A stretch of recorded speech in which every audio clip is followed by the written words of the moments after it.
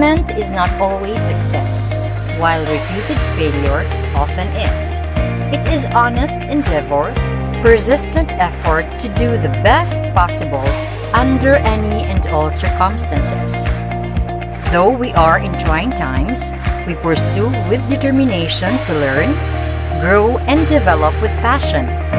Today marks the special day of our kindergarten learners, a new start towards grade school. Welcome to the 75th completion virtual ceremony with the theme Strengthening Quality Education amid COVID-19 pandemic.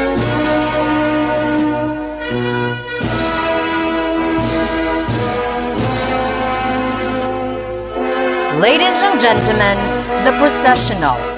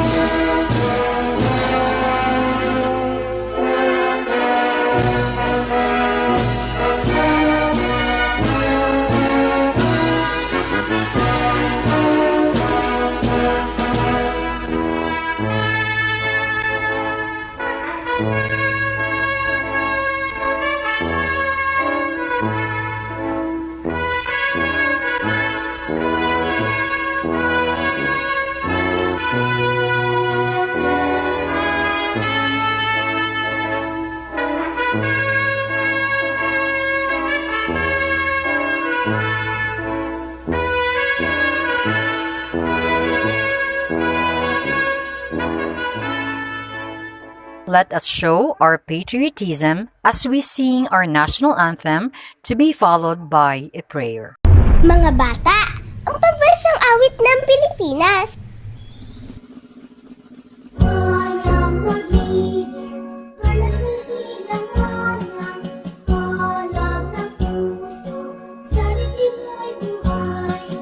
Upang hinilang, tuyang hanggang pag-ibig, sa mandulupig, di ka masisiin, sa dagat at bundok, sa sibuyan, sa langit mo'y mukha, may dinagang tula at awit sa panay minamahal. Ang isip ng matawat mo'y tagumpay na nagtinilig, ang bituin at araw niya kailan pa may magdidilim.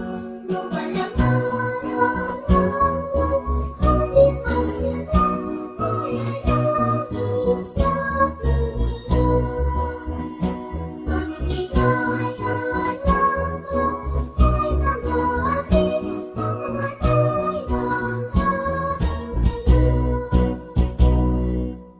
Hanggang sa muli mga bata, like and subscribe for more videos. Salamat!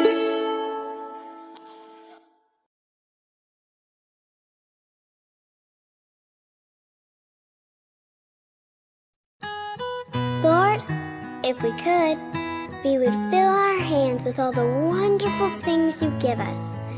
Then we'd lift them up and give them back to you.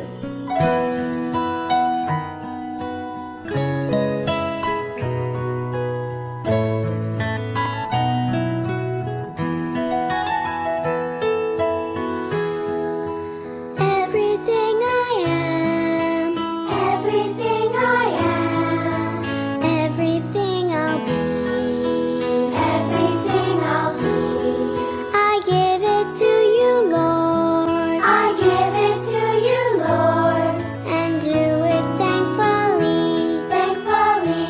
Every song I sing, every praise I bring, everything I do is a gift to you.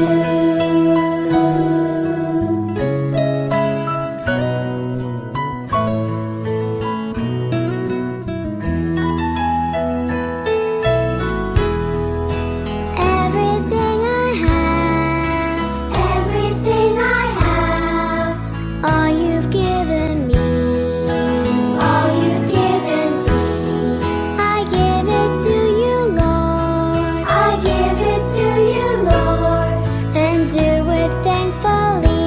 thankfully. Every song I sing, every praise I bring, everything I do is a gift to you.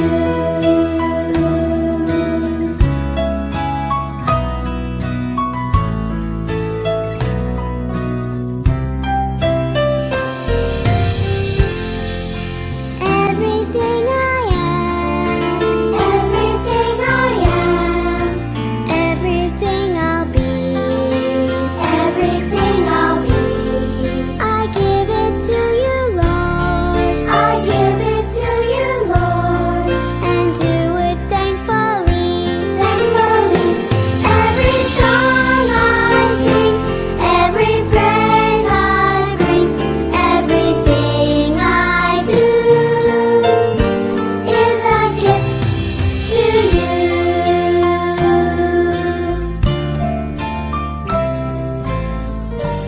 Is a gift to you.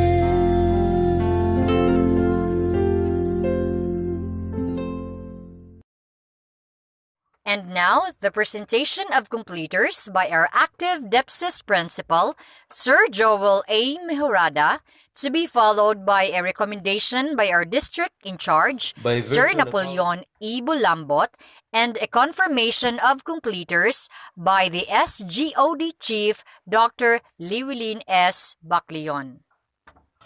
By virtue of the power vested in me as the school principal of Del Pilar Central Elementary School, I hereby proudly present to you these 63 candidates for kindergarten completion, of which 40 are boys, 23 are girls. They have satisfactorily completed the minimum requirements of the revised basic education curriculum as prescribed by the Bureau of Elementary Education, Department of Education. Sir, they are ready for your recommendation. Good day, everyone. After having been presented by Mr. Joel Mihurada, the Principal 2 of Del Pilar Central Elementary School, in the presence of various stakeholders, Dr. Llewellyn S.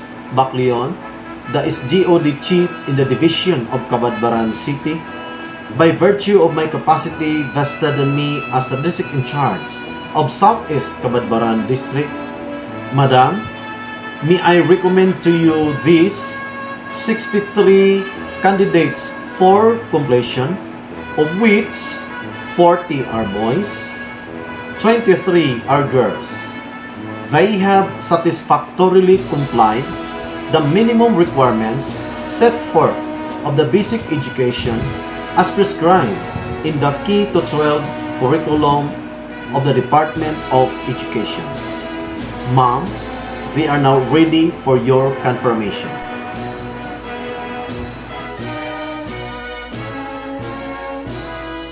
Upon the presentation of the principal, Mr. Joel Mihurada, duly recommended by the district in charge, Mr. Napoleon Bulambot Jr., that these 40 males and 23 females, a total of 63 candidates for completion of kindergarten of Del Pilar Central Elementary School for school year 2020-2021, they have satisfactorily complied the requirements for kindergarten curriculum set forth by the Department of Education.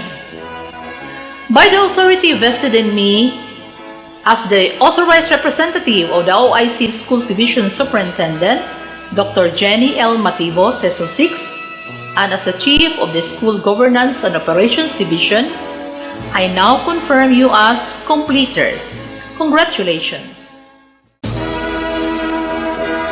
The distribution of certificates for kindergarten completers. Kindergarten 8th class, Gretchen M. Sobrastas, Advisor. Let me read to you the text.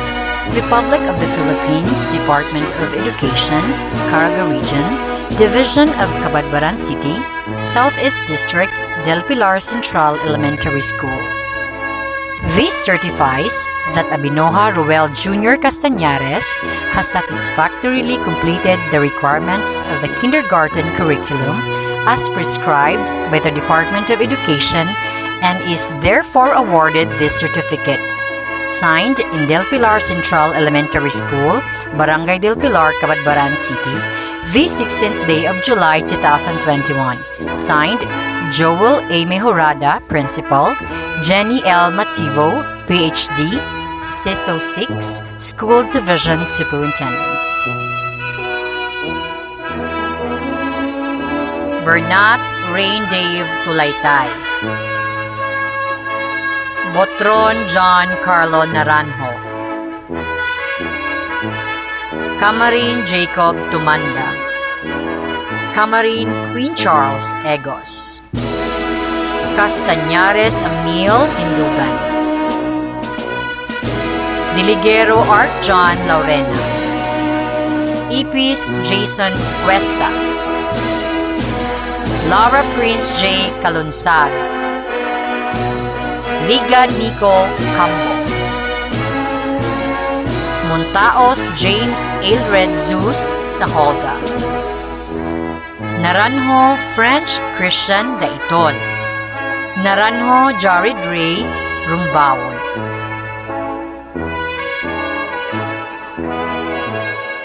Peligro Christian. Peligro Kirby John.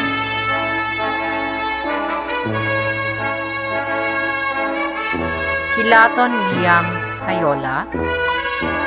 Sanchez Mark Jensen Camarin. Talidro Chloe John Razona. Taragua Jan Tineo Lahinaw,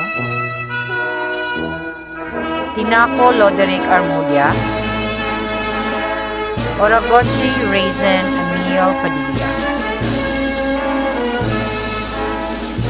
Apole Empress K. Pahit, Bulutaulo Colleen Grace Bernat, Kalimbas Kendra Nicole Salon, Camarin Janice Elaine Simino,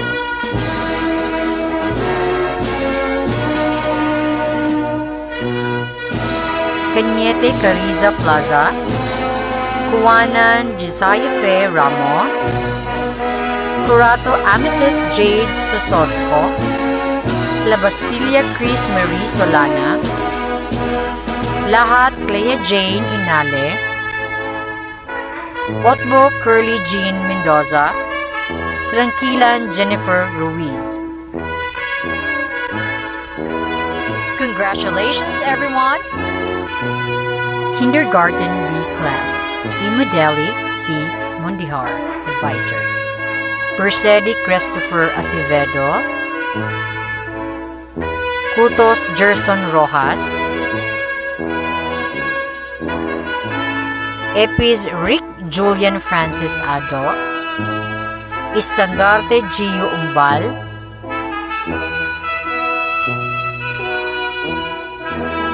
Istandarte Juvenil Naldoza, Gaetano Garold Mandag, Julkanain Zenko Villamor, Lansang Derek Ramsey Sakala, Lansang Jen Wesley Sakala, Levi Cyrex Salgarino, Mandag Justin Maayo, Molina Janelle Caberno, Nervasa Junlei de la Cruz, Pedi Vince Truniado, Prolio Carl Anthony Birakit, Kilaton Angelico Camarin,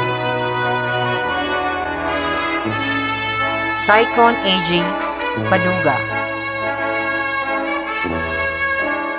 Saikon Junmar,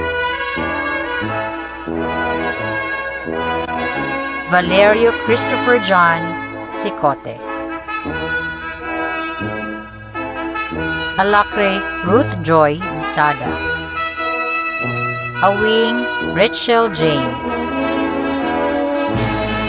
Cañete Samantha Candia, Canoy Jamila Faith Valihira, Katubig Jacqueline Honghong, Katubig Kim Kesha Consignio,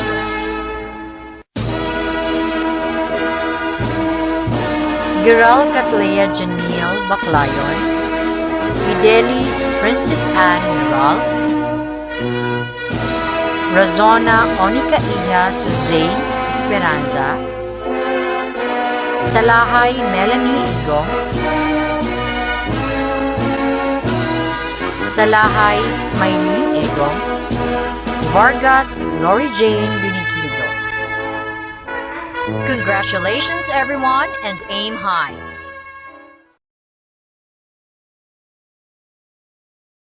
Let's lend our ears as we listen to some encouragement from our school's division superintendent, Dr. Jenny L. Mativo, CISO 6, and after that, a congratulatory message from our dynamic City Vice Mayor, Honorable Ray G. Hamboy.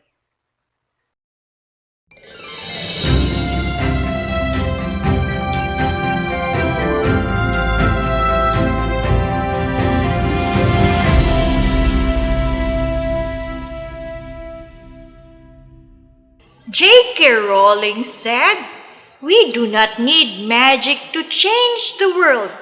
We carry all the power we need inside ourselves already. We have the power to imagine better." Indeed, it is a beautiful day for our elementary completers and graduates. The crowning moment of one's feat has finally come. This is an important milestone of your journey in your education in this trying time. It is a time to reflect the joys and pains of working very hard despite the challenges to achieve the goals in your studies. Be grateful to the Lord for this achievement. This is also an opportune time to thank the people who have stood by your side with their support and assistance. Your voyage has been significantly enriched by them. I would like to join you, your parents, your teachers, school heads, community leaders, and other stakeholders exalt this very blissful day. Your pains have gained the laurels. Hence, as my gift to all of you, allow me to tell you a beautiful story. The title of our story is The Seven Wonders. Dear learners, let me introduce to you Anna. She is 9 years old from a small village. She finished attending elementary school till 4th grade at her village. For the 5th grade onwards, she will have to get an admission in a school at a city nearby. She got very happy knowing that she was accepted in a very reputed school in a city. On the first day of her school, upon seeing her simple clothing and knowing she is from a small village, other students started making fun of her. The teacher soon arrived and she asked everyone to keep quiet. She introduced Anna to the class and told that she will be studying with them from today. Then the teacher told the students to be ready for the surprise test now. She told everyone to write down the 7 wonders of the world. Everyone started writing the answers quickly. Anna started to write the answers slowly. When everyone except Anna had submitted their answer paper, the teacher came and asked Anna, "What happened, dear?" "Don't worry, just write what you know as other students have learned about it just a couple of days back." Anna replied, "I was thinking that there are so many things which I can pick to write." And then she handed her answer paper to the teacher. The teacher started reading everyone's answers, and the majority had answered them correctly, such as Great Wall of China, Colosseum, Stonehenge, Great Pyramid of Giza, Leaning Tower of Pisa, Taj Mahal, Hanging Gardens of Babylon, and others. The teacher was happy as the students had remembered what she had taught them. At last, the teacher picked up Anna's answer paper and started reading. The 7 wonders are to be able to see, to be able to hear, to be able to feel, to laugh, to think, to be kind, and to love. The teacher stood stunned, and the whole class was speechless. Today, a girl from the small village reminded them about the precious gifts that God has given us, which are truly wonders. Dear completers and graduates, value what you have, use what you have, and trust what you have. You don't always have to look away to find an inspiration. God has given you all the strengths to reach your goal. This year's year-end rights theme, kalidad ng edukasyon, lalong patatagin sa gitna ng pandemya, has been tailored with the commitment of the Department of Education in ensuring the continuity of education and your development amidst the pandemic. It is the organization's articulation of Sulong Edukalidad, hence preparing you to adapt, and be adept in this changing world. This is more of an affirmation that our educational system has shaped you and will continue shaping you to become resilient, mindful, and grateful citizens of your respective communities. As you venture to another ladder of challenge, you will encounter apathy and triviality of the community, social problems, poverty, and other disturbing issues that will test and discourage you to continue in pursuing your dreams, especially now that we are still coping with the remnants of the pandemic. Do not be afraid. Your alma mater has prepared you with strong foundation of education. Just hold on to the values that your parents and teachers have inculcated in you, and you will have a smooth and beautiful journey in life. With the knowledge and understanding, essential skills, right attitudes and values that you have gained, and with the guidance of our Almighty Father, you will not only survive, but you will surely thrive. Congratulations! Godspeed!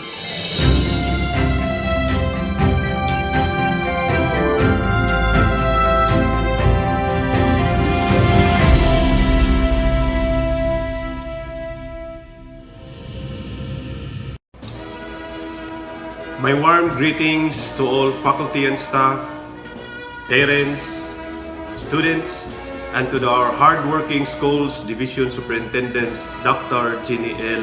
Mativo. And of course, my heartfelt congratulations to the graduating class of 2021. It is always a pleasure and an honor to be invited on your K-12 basic education end of school year rights. I am thankful to DepEd for creating various avenues to continue the delivery of quality education even on this trying time. Hence, being true to this year's theme, strengthening the quality of education amid the COVID-19 pandemic. The pandemic brought barriers and restrictions that made simple daily tasks difficult for all of us. I know that for this year's graduates, you didn't expect to spend your senior high school life in the confines of your homes. I am sure that for most, this has been a daunting task because you did not have the same kind of support that you had in the classroom. Studying alone and answering modules is different from having mentors to stimulate your learnings. It is also different when you are with your friends to share your frustrations on an assignment or a lesson. I would understand that for some, it was both mentally and emotionally exhausting. However, you managed to overcome these trials and you prove that there is nothing too difficult if you persevere. This is an accomplishment worthy to be proud of. Again, I salute all of the graduates. Tomorrow, you will begin a new chapter in your life and face another set of challenges. So let me just take a brief moment to talk about 3 things that I find important as you go along in your path to whatever career you choose. Those three things are knowledge, application, and compassion. First is knowledge. Never stop learning. Information can rapidly become obsolete, so continue to update yourself with current events and new technologies. It is evident and based on my experience, what we were taught then is far from what you know today. Find ways to gather relevant and useful information because this will become a leverage to your success. Next is application. Knowledge alone cannot help you grow into fullest potential. You would also need constant correct practice to hone your skills. Take rest in doing what you are passionate about. Accept criticisms, learn from it, and correct your mistakes. Mastery does not come without action. Last but not the least is compassion. Compassion motivates people to go out of their way to help the physical, mental, or emotional pains of another and themselves. Compassion will give you the drive to finding solutions in order to lift others from their suffering. It is my hope that you will use the knowledge you gained and the skills you mastered in making this world a better place for everyone. Once again, congratulations and best wishes for your next adventure. Mayong adlaw kanatong tanan. Let's sing together for our graduation song.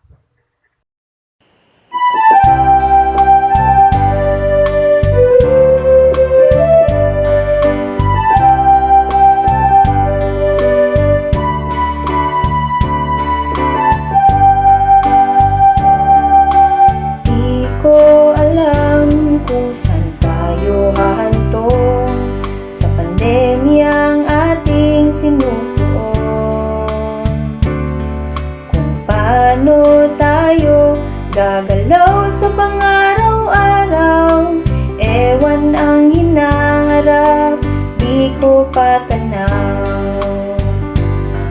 Ako ba'y tataliman na lang sa hamon ng panahon? Ngayong alam ko namang malawak ang pagkakataon, hahayaan ko na lang bang malugmok sa katotohanan?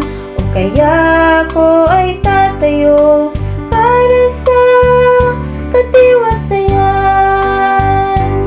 Hindi ko sasayangin ang aking pagkakataon, gagawin ko ang lahat upang sa suliran ni makaahon. Pagpapalang kaloob niya'y gamitin, maging biyaya sa manlang ipunan natin. Heto ako, o aking pangarap, ano man ang mangyayari, ako'y magsisikap, kaunlaray makamtan, at ito ay malingap, mapabuti ang sarili, alang-alang sa hinaharap. Hindi ko sasayangin ang aking pagkakataon, gagawin ko ang lahat upang sa suliran ni makaahon. Pagpapalang kaloob niya'y gamitin, maging biyaya sa manlang ipunan natin. Kami ngayon ay narito, mga guro, nanit, magulang, susumpang ang sarili patatagin sa gitna ng pangangailangan. Huwag kayong mabahala, kami rin mamamayagpag sa tagumpay ng buhay na inyo ring hangad. Ito'y aming gagawin bilang pasasalamat sa buong may kapal, may kaloob sa lahat, pati sa guro't magulang, sa gabay at kalinga. Itong pagsisikap, dulot sana ay saya. Hindi ko sasayangin ang aking pagkakataon, gagawin ko ang lahat upang sa suliranin makaahon. Pagpapalang kaloob niya'y gamitin, maging biyaya sa madlan. Lipunan natin, ano pang hinihintay natin, mga katropang kasabayan? Halina't yakapin ang tagumpay na inaasam, maging sandigan ng ating baya't lipunan. Ipagbunyi natin ang magandang kinabukasan.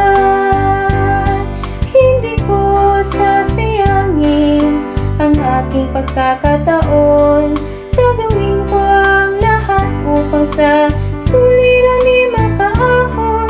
Pagpapalang kaloob niya'y gamitin, maging biyaya sa madlan.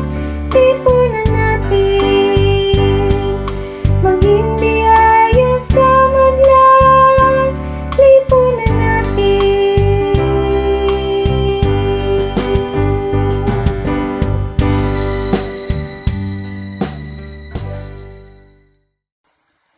This completion ceremony would not be possible without the cooperation of everyone. We would like to extend our gratitude to our Almighty God for the blessing of good health, safety, and provision every day. To the parents, thank you for the cooperation and your willingness to teach your children. To the faculty and staff, thank you very much for the effort you give to our learners. To our stakeholders, LG officials, and division personnel, thank you for the ultimate support. We are forever grateful to everyone for the success of this virtual ceremony.